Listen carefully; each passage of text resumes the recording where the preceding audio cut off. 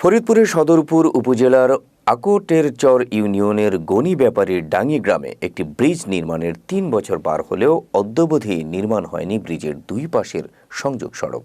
ফলে প্রায় কোটি টাকা ব্যয়ে নির্মিত এই ব্রিজটি কোনো উপকারে আসেনি পার্শ্ববর্তী গ্রামের সাধারণ জনগণের।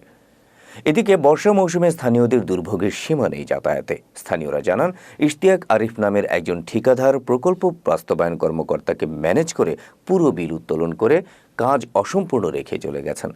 এ ব্যাপারে ইউপি চেয়ারম্যান আসলাম ব্যাপারী জানান, এটা তাদের আগের টার্মের টেন্ডারের কাজ। প্রকল্প কর্মকর্তা কোনো বরাদ্দ দিলে প্রয়োজনীয় ব্যবস্থা নেওয়া হবে।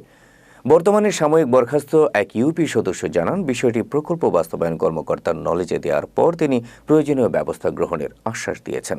অতি দ্রুত সংযোগ সড়ক নির্মাণ করে ব্রিজটিকে জনসাধারণের চলাচলের উপযোগী করার দাবি জানান স্থানীয়রা।